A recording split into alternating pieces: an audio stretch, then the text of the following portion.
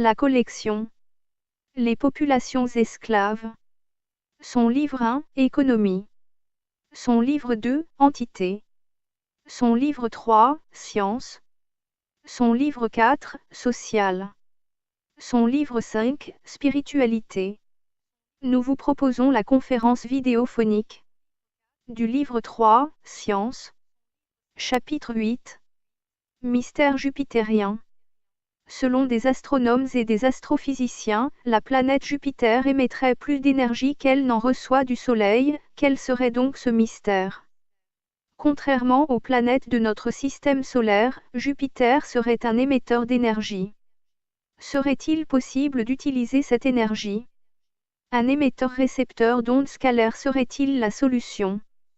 Selon la théorie de Nikola Tesla, il suffirait d'utiliser une interférométrie scalaire, permettant de puiser de l'énergie calorique à distance et de la récupérer à partir de l'émetteur.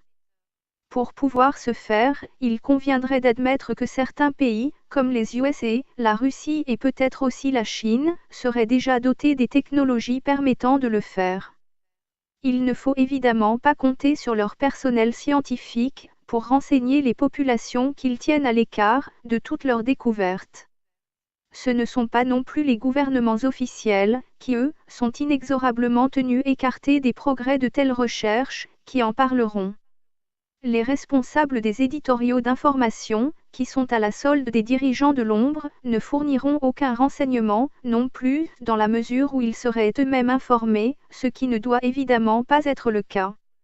Le rapport officiel, Cometa, soutient qu'après la récupération d'appareils aériens d'entités extraterrestres, il y aurait eu une exploitation de leur technologie ainsi qu'une coopération avec ces ethnies extérieures. Il précise aussi que les USA auraient réalisé des aéronefs comparables à ceux qui auraient été capturés. Un scientifique recruté au Philadelphia Project et au Montauk Project soutient, quant à lui, qu'une coopération russo-américaine avec des entités IT exploiterait des bases artificielles installées sur la Lune et sur la planète Mars. Ces allégations auraient également été confirmées par d'autres scientifiques, par des militaires et par du personnel indépendant. La couverture médiatique de ces 50 dernières années n'aurait été qu'un décor de cinéma pour la réalisation de très mauvais films, ceux offerts par la NASA. La réalité serait donc tout autre. La technologie des tunnels de temps aurait déjà permis à certains militaires terriens de s'affranchir des distances spatiales. Les fameuses théories d'Albert Einstein sur la physique classique seraient ainsi battues en brèche. La vitesse limite de la lumière et la durée des trajets dans la galaxie n'auraient plus aucune crédibilité. Notre conception d'un écoulement linéaire et inaltérable du temps n'a plus de vraisemblance, à partir de ces nouvelles considérations, découlant plus ou moins de la théorie quantique. Après les déplacements dans l'espace viennent ceux des déplacements dans le temps. Les témoins, qui sont souvent des citoyens ordinaires, mais pas seulement, parlent souvent d'une altération du temps, au cours de leur rencontre fortuite avec des ovnis. Plus étrange encore que les salles souterraines de la pyramide de Gizeh seraient des salles découvertes dans un canyon du Nouveau-Mexique.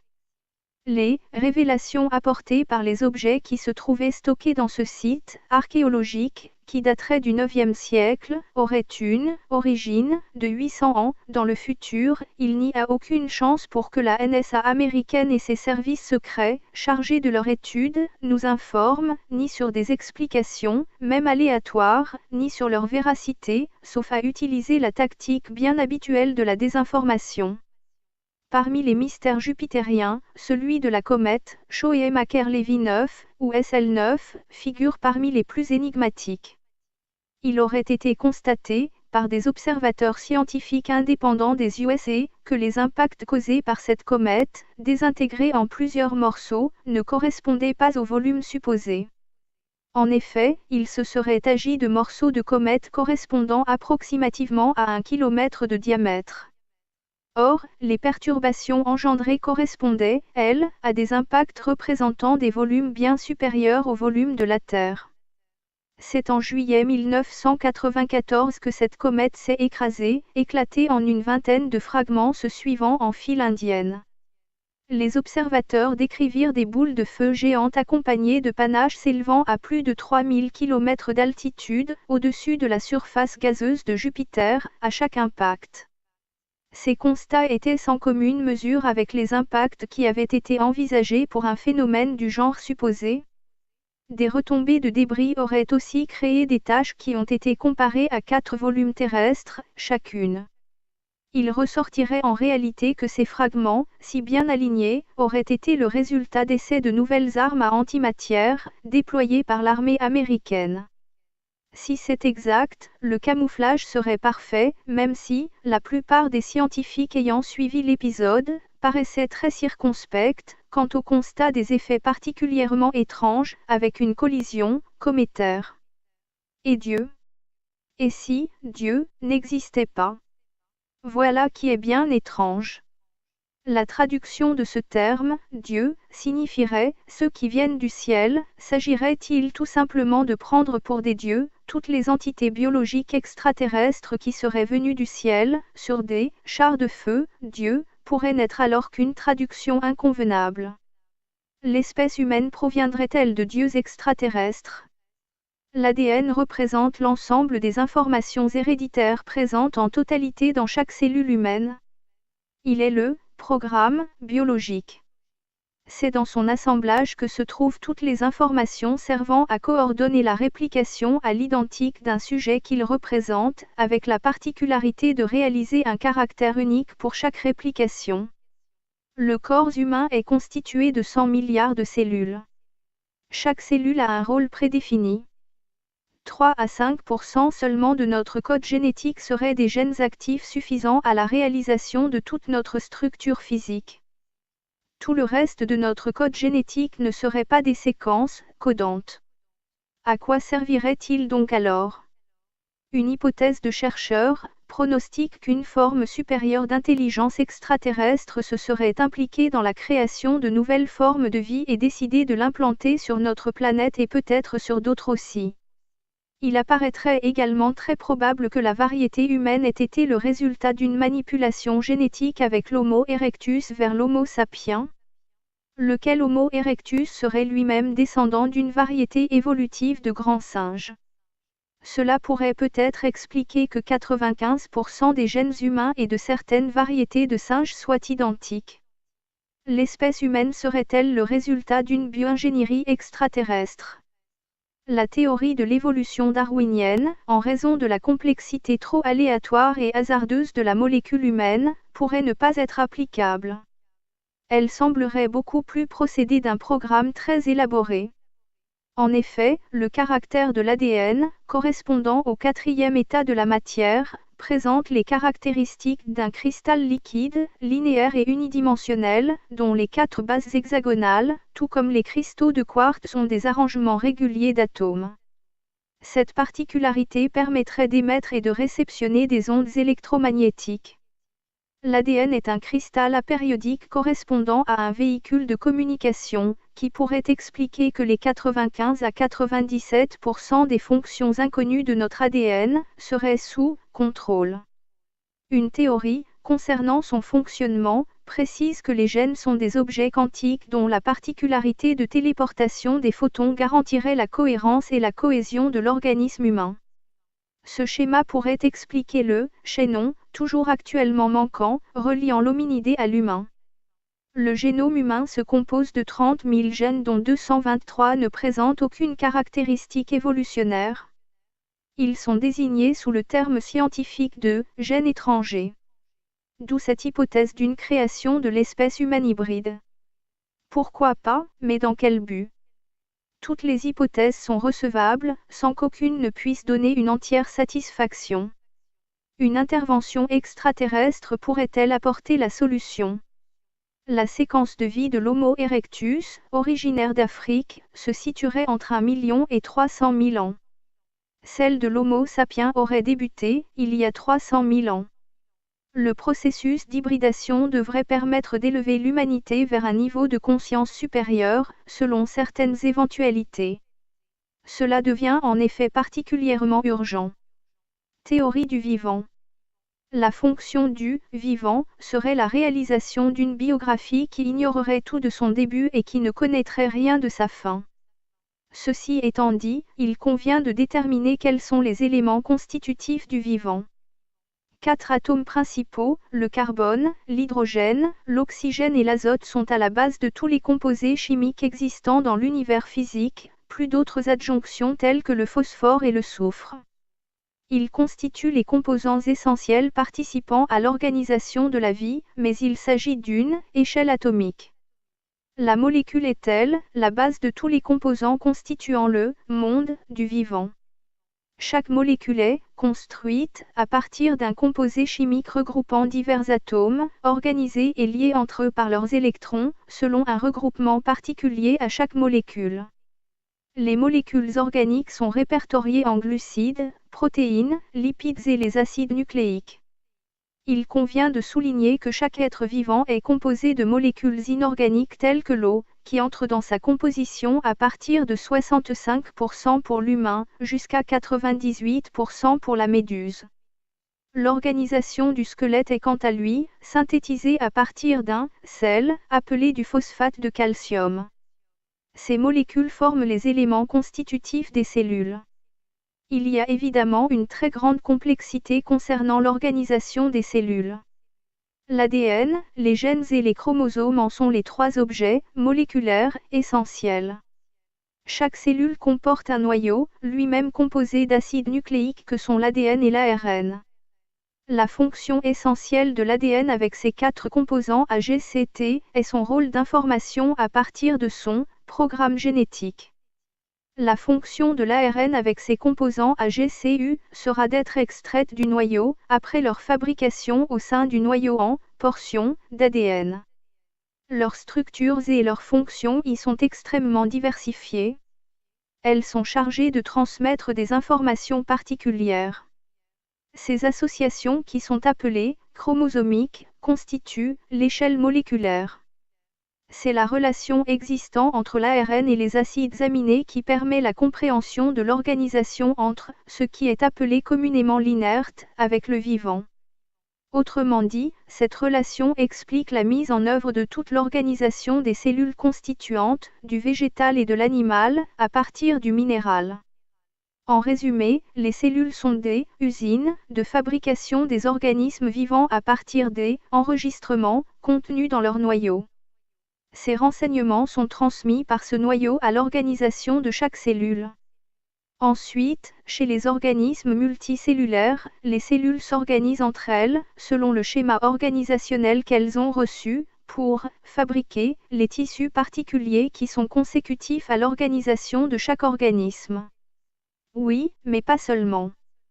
Tout système biologique, aussi minuscule soit-il, a, non seulement pour rôle d'écrire et d'enregistrer de l'information, mais elle peut aussi la modifier, à partir de la fabrication de diverses substances.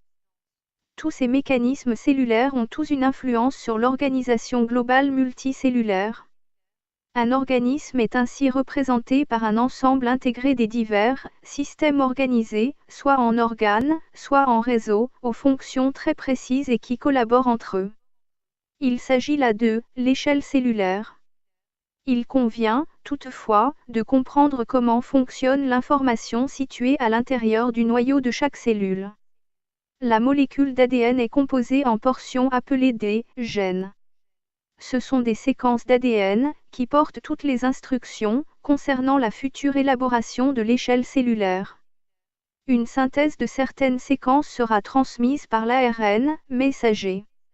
Il s'agit, en fait, d'un langage protéique codé, appelé le code génétique. Chaque espèce vivante détient ainsi un code génétique particulier qui lui appartient en propre, à partir de ses autosomes et de ses chromosomes, et qui compose donc son empreinte héréditaire.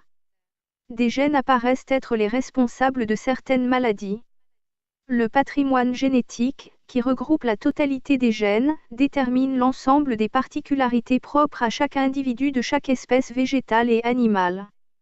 Bien évidemment, des facteurs extérieurs peuvent altérer, modifier ou supprimer certains enregistrements héréditaires transmissibles, soit de façon naturelle, soit par l'intervention humaine. La conscience qui organise peut aussi bien détruire. Les manipulations génétiques pourraient représenter une nouvelle organisation de la vie. Il apparaît particulièrement tentant de chercher à modifier ou supprimer les gènes responsables de certaines anomalies. Des banques de stockage des ADN sont en cours de réalisation. Il s'agit ensuite de déchiffrer les codes de chaque séquençage. Cependant, les conséquences pourraient devenir irrémédiables à court, moyen ou long terme. Certaines manipulations pourraient devenir irréversibles. De nouvelles caractéristiques ont en effet été constatées chez les plantes et les animaux, transgéniques, et qui ont donc subi des modifications à l'intérieur de leur patrimoine génétique. La particularité des laboratoires de recherche en génétique est de changer le vivant pour qu'il s'adapte aux nouvelles nécessités génétiques des humains. Les conséquences malencontreuses, actuellement constatées, sont tout simplement cachées aux populations. Les manipulations génétiques sont un impact immédiat sur l'espèce humaine. Plusieurs variétés de maladies sont apparues à la suite de l'absorption de végétaux et d'animaux dont les gènes ont été manipulés. Plusieurs milliers de personnes ont été recensées avec des conséquences extrêmement graves pouvant provoquer jusqu'à des paralysies définitives. Des aggravations mortelles auraient également été constatées. Une infertilité totale a été mise en évidence sur des sujets impactés au niveau de la 3e génération. La conscience humaine deviendrait assez aléatoire au regard des conséquences sur les génomes de la vie sur la planète. Il convient de prendre en considération que toutes les manipulations génétiques actuellement réalisées ou en cours de réalisation sont et seront irrémédiables. L'ingénierie génétique est totalement hors de contrôle. Des dizaines de milliers de laboratoires œuvrent pour plusieurs milliers de compagnies, sur la totalité du globe. Les risques de pollution transgénique généralisée, sur terre et en mer, sont déjà en œuvre. Ces laboratoires réalisent continuellement des modifications génétiques sur les plantes et sur les animaux et aussi par voie de conséquence, sur les humains. Mais pas seulement par voie de conséquence. Depuis plusieurs années déjà de nombreux laboratoires réalisent des clonages entre animaux et humains, au Costa Rica, en Australie, en Grande-Bretagne, en Chine, avec des mélanges de gènes, dans le plus grand secret, bien évidemment. Des utérus de vaches auraient été créés artificiellement, afin d'y développer des clones humains, pour des projets de transplantation ultérieurs. Il y aurait aussi des recherches spécifiques sur de nouvelles armes biologiques réalisées dans des laboratoires secrets en Amérique du Nord, en Grande-Bretagne, en Allemagne, au Japon, en France, etc., prévues pour éradiquer certaines races humaines devenues trop gênantes. Que devient l'éthique médicale mondiale au regard de l'inconscience absolue de ces castes dirigeantes mondialistes, psychopathes et eugénistes? Que deviennent les consciences individuelles des chercheurs et la conscience collective de tous les responsables de ces manipulations génétiques extravagantes? Les États-Unis ont tout simplement classé les plantes, les animaux et les humains dans le même répertoire que celui de simples machines. Selon ce point de vue, les gènes deviennent alors de simples ensembles informatiques permettant d'établir des brevets. La cruauté humaine, sur ce sujet, mais aussi dans bien d'autres, est sans limite, pour pouvoir obtenir toujours plus de profits économiques. L'écologie génétique n'aura pas lieu, il serait déjà trop tard. Humanité? Y aurait-il des origines communes entre la lignée des chimpanzés et celle des humains? Les origines et l'évolution de la lignée humaine n'auraient pas été définies par l'étude des lignées qui en seraient les plus proches. L'émergence d'une lignée humaine aurait été établie à partir de fossiles découverts et rattachés à ses origines. Ces fossiles originaux, qui seraient les représentants hiérarchiques de cette lignée humaine, auraient tous une origine africaine. Pourtant, il y a de nombreux récits très anthropocentriques sur les origines de l'humain, dont les contenus peuvent apparaître exubérants. Face aux obscurantismes religieux, la science, après avoir démontré que la Terre n'était qu'un grain de sable perdu dans l'univers et que l'humain n'était qu'une variété animale parmi les autres, situerait cette origine de l'humain à 6 ou 7 millions d'années. Une analogie serait-elle possible à démontrer entre les variétés des grands singes et l'humain? Le séquençage des génomes apporte de très grandes surprises. À la stupeur générale, il advient que les résultats donnent 25 000 gènes chez l'homme et 50 000 pour un grain de riz. Le génome humain aurait tendance à nous rapprocher de celui des diverses variétés d'hominoïdes. Notre physiologie, ainsi que notre histologie, notre biologie, notre morphologie et notre anatomie sembleraient les mieux correspondre avec celles des singes dont les origines remonteraient jusqu'à 17 millions d'années. Cependant, seulement 5% de notre matériel génétique a pu être identifié, pour leur utilité. Les 95% restants ont certainement une utilité, qui pour l'instant, échappe à notre compréhension de la génétique. Pourrait-il un jour expliquer la conscience universelle ? La stratégie adaptative, qui établit une corrélation entre la théorie évolutive darwinienne et notre ressemblance avec les grands singes, pourrait définir les modifications des paramètres de l'historique de la vie. Un historique qui prend en compte les accumulations des compétences chez les chimpanzés, les orang-outans et les humains, dont les gènes seraient identiques à 99%. Toutefois, contrairement à ce qui est encore enseigné, les chimpanzés ne sont pas nos ancêtres, mais nos cousins de l'évolution, avec des origines quasi communes.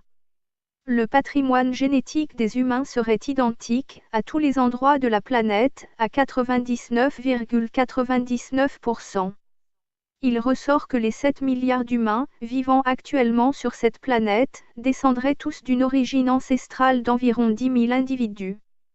Toutefois, il existe une très grande diversité génétique entre les individus et c'est ce qui aurait permis leur survie.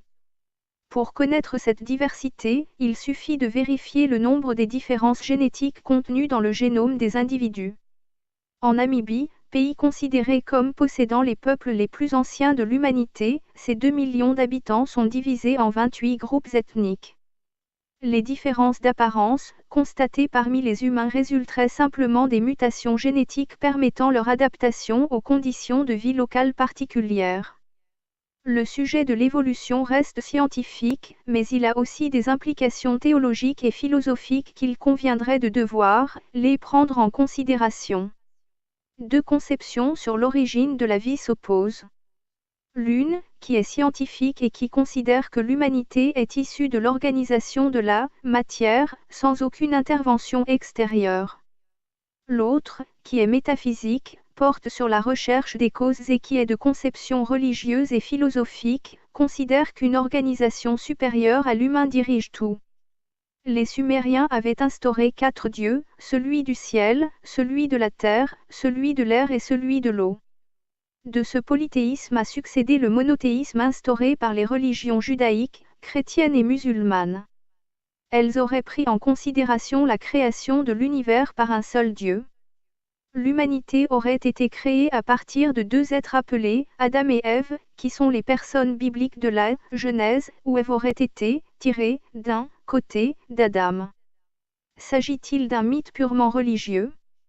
La lignée humaine pourrait-elle avoir une seule femme pour origine ? Selon les résultats des analyses ADN, toute l'espèce humaine aurait pour seule origine une seule région d'Afrique.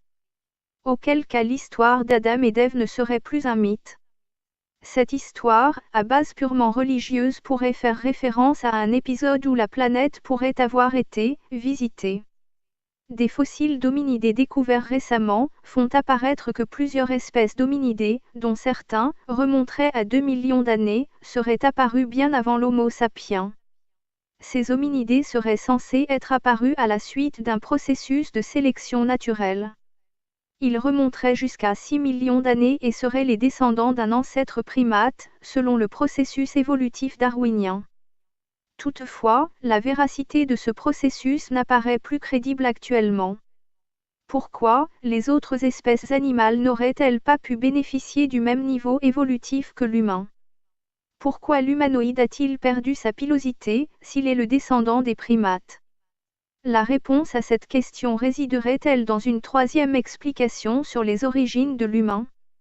Les récits bibliques de certains chapitres de la Genèse seraient inspirés des légendes et des mythes vénérés par les Sumériens. Or, la culture intellectuelle des Sumériens laisse envisager une intervention de personnages apparentés à des dieux, mais qui pourrait résulter de cultes voués à des interventions extérieures à notre planète.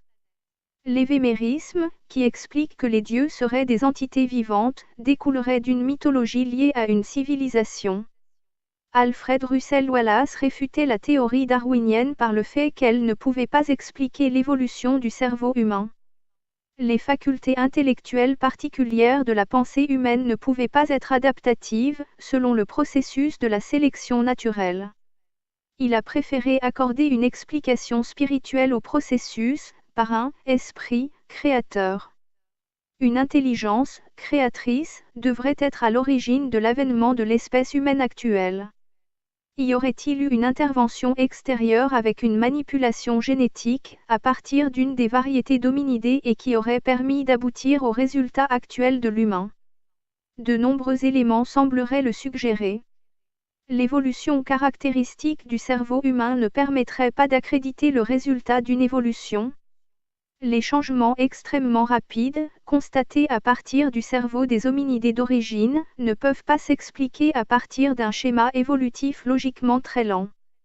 Ce phénomène évolutif démontre un nouveau mode de la conscience humaine qui ne peut être en corrélation avec une des espèces d'hominidés. Cette particularité est appelée le « chaînon manquant » dans la forme transitionnelle sur la théorie de l'évolution.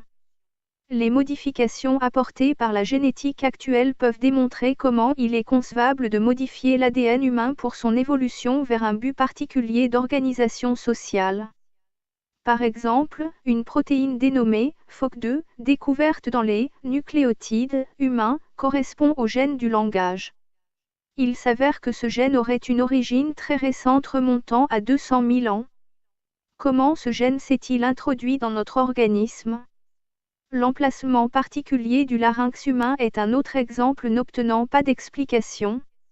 Bien d'autres particularités, liées à la réalisation de monuments extravagants construits sur tous les coins de notre planète, ne reçoivent pas non plus d'explications convaincantes.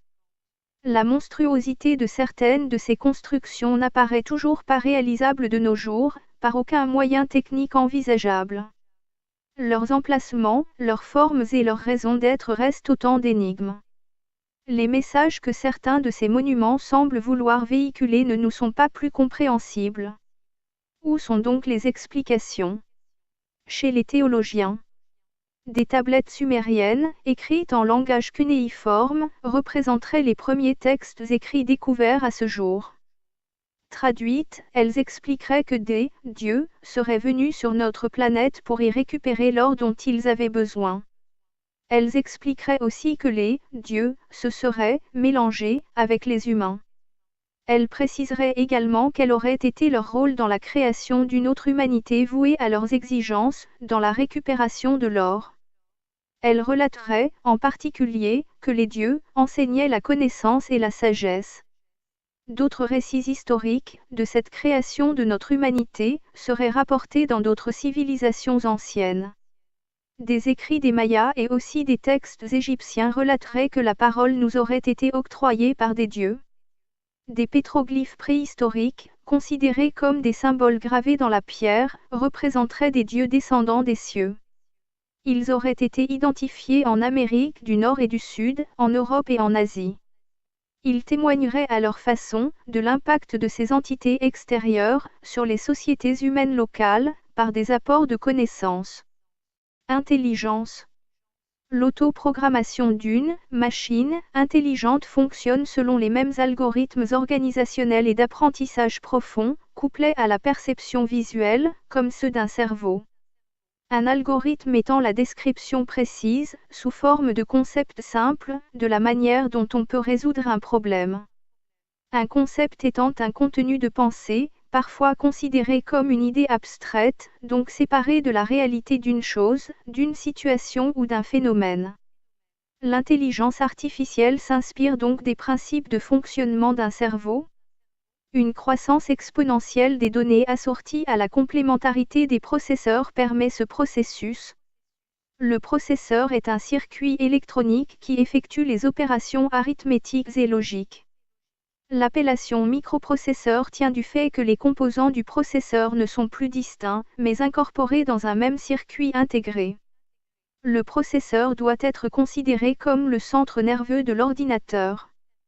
Un cerveau d'ordinateur s'instruit en fonction de ses rencontres avec son environnement, comme le fait un enfant. Sa compréhension intuitive lui permet d'acquérir et de regrouper les informations qu'il reçoit. Il peut les engranger, s'y référer avec beaucoup plus de réussite qu'un cerveau humain, qui lui aura tendance à modifier ses acquis et ses souvenirs. Le cerveau artificiel est beaucoup plus pragmatique. Il n'oublie rien et ne modifie rien de ce qu'il a acquis sauf à améliorer son savoir en fonction des nouvelles informations, mais sans en détériorer ses acquis. Il codifie les informations, au fur et à mesure de sa progression, afin de pouvoir les identifier dans leur corrélation, avec les modifications de l'environnement dans lequel il évolue. Cela lui permet d'établir des prédictions, toujours en fonction des modifications dans son environnement. La vision n'est qu'un aspect de l'apprentissage. La compréhension de l'environnement fait également appel à la maîtrise du langage. Le codage et le décodage d'un langage, de plusieurs langages, et de leur prononciation est un autre processus d'apprentissage pour la progression des facultés intellectuelles. La maîtrise du vocabulaire, des intentions, des questionnements, etc. Interpréter et prédire, à partir des acquis, permet d'établir un niveau intellectuel supérieur au cerveau humain. Les acquisitions, pour le cerveau artificiel, sont très supérieures à celles du cerveau humain. Elles sont exponentielles et sans erreur de référencement. L'intelligence artificielle est de très loin supérieure à celle d'un cerveau humain, par sa capacité exponentielle à acquérir en continuité, sans erreur dans la progression, et par ses référencements aux précédents acquis, sans détérioration des souvenirs. Les expériences et les expérimentations seront elles aussi exponentielles en devenant intuitives. La parfaite maîtrise de la biologie moléculaire est un exemple de progression d'une intelligence artificielle supérieure sans restriction. L'implication d'une protéine dont les valeurs dépendraient de plusieurs centaines de millions d'expérimentations n'est pas accessible à l'analyse humaine. Une intelligence programmée dans cette étude pourra définir les implications à constater. La machine intelligente, d'une intelligence devenue tellement supérieure, devrait permettre à l'humain d'évoluer intellectuellement. Cela devrait permettre à l'espèce humaine de s'acheminer vers des valeurs exponentielles des progrès intellectuels. Cela ne se fera pas sans le risque de pouvoir des dominations existant déjà, mais pouvant ainsi décupler leurs contrôles et leurs manipulations sur les citoyens n'ayant pas accès au volume de connaissances cachées par leurs dirigeants comme cela a toujours été le cas depuis, au moins l'Antiquité. Il deviendrait primordial qu'un encadrement des connaissances soit établi, mais par qui ? Il deviendra prépondérant que ce soit l'intelligence artificielle qui définisse les valeurs de l'espèce humaine pour sa progression intellectuelle. Si ce sont des mafias qui exploitent les avancées de l'intelligence artificielle, comme c'est le cas actuellement, c'est à un génocide global envers l'espèce humaine qu'il faudra s'attendre. La fréquence des ondes, alpha, du cerveau humain se situerait entre 6 et 8 Hz et tous les organismes terrestres se situeraient dans cette fourchette de résonance électrique. La résonance de Schumann, qui est une mesure du circuit électrique et électromagnétique terrestre, enregistrée dans la cavité située entre la croûte terrestre et l'ionosphère, vibrerait également dans cette fourchette de résonance. Le contrôle de cette fréquence, électroniquement, permettrait d'influencer, au moins, les ondes cérébrales de l'humanité entière. Il serait ainsi possible de reproduire les effets des substances chimiques sur les organismes résultant de l'utilisation de fréquences électromagnétiques, situées dans la résonance de Schumann. Cette hypothèse, démontrée par Nikola Tesla, parmi bien d'autres de ses découvertes particulièrement extravagantes, avait compris que son observation ne devait pas tomber entre les mains des militaires. C'est pourtant ce qui serait advenu et plusieurs pays posséderaient des armes à faisceau de particules, extrêmement destructrices.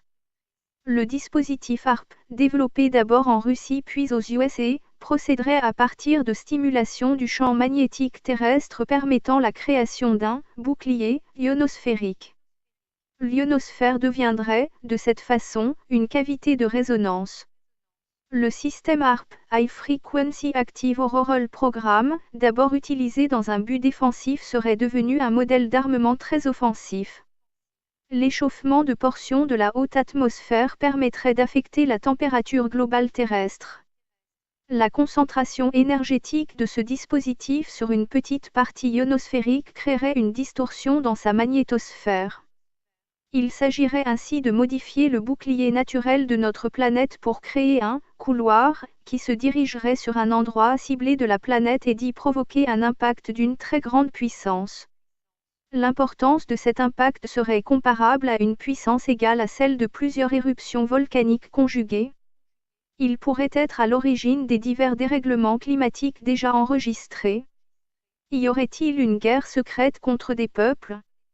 Une cosmologie spirituelle pourrait permettre l'explication du fonctionnement de la physique, de notre univers physique. Comment la matière se créerait dans notre dimension, en fonction de mondes parallèles. La compréhension de la nature de l'énergie et des résonances dans le cosmos pourrait apporter la compréhension de l'existence de la vie. La mécanique quantique démontre une complexité incommensurable de l'espace, du temps et de la gravité. La Terre aurait une impulsion électrique intrinsèque. Toute la vie sur la Terre serait accordée avec son onde électromagnétique. Toutes les cellules émettent des vibrations, mais elles captent aussi des vibrations et peuvent en subir leurs influences. Il s'agirait d'émissions d'oscillations à très haute fréquence. Un déséquilibre oscillatoire pourrait être créé par toute intervention extérieure à une cellule. Les cellules d'une personne malade modifient leurs fréquences oscillatoires. Une modification de l'amplitude oscillatoire des cellules saines permettrait de mieux traiter la maladie. L'ADN émettrait et recevrait des photons et des ondes électromagnétiques issues de sons et de lumière, permettant d'identifier cet ADN. Un générateur d'impulsion magnétique, d'une amplitude égale à la résonance de Schumann, permettrait aux astronautes de mieux supporter les déficiences physiques et psychologiques leur survenant dès qu'ils se trouvent en dehors de l'ionosphère terrestre. Il s'avérerait que la fréquence de base de la résonance de Schumann, de notre planète, aurait dangereusement augmenté en créant une menace pour la biosphère entière. La biosphère est l'ensemble des organismes vivants d'une planète et de ses écosystèmes, qu'ils soient présents dans la lithosphère de son enveloppe terrestre, dans l'hydrosphère de ses parties liquides ou dans l'atmosphère de son enveloppe gazeuse. La dangerosité de cette modification impactera directement, bien évidemment, l'avenir de l'espèce humaine. Tous les événements volontaires tendant à modifier les dimensions de la cavité située entre notre planète et l'ionosphère entraîneraient une détérioration de la fréquence de ces signaux de résonance. Chaque relation électromagnétique divergente de la résonance de Schumann affecterait le mental des espèces et celui des humains. Toutes les installations technologiques produisant des champs électriques auraient un impact considérable sur le psychisme humain, entraînant des modifications sur toutes les formes de vie de la Terre. La haute atmosphère pourrait être considérée comme un organe vivant, transmetteur d'une conscience à tout le spectre du vivant. La résonance de Schumann, qui fonctionnerait comme un tempo cosmique, serait considérée comme un simulateur énergétique pour toutes les formes de vie. Ce simulateur terrestre serait menacé. Mais, inversement, les sentiments dégagés individuellement ou collectivement auraient aussi une influence sur le champ magnétique de notre planète. Toute la collection. Les populations esclaves. Est téléchargeable gratuitement, au format PDF, en lecture e-book sur le site internet. lacléinternation.org. Toute cette collection est également accessible en livres brochés. Les livres brochés de cette collection Les populations esclaves, au format A4 sont en vente chez Amazon, livre français, Philippe Vaisseau. À un tarif promotionnel, actuellement, au quart du tarif en librairie. Une collection, en livre de poche y est également accessible. Vous pouvez aussi cliquer sur le logo « Livre Amazon » dans la page d'accueil de notre site internet. lacléinternation.org. La totalité de la collection est en conférence audiophonique sur YouTube. La collection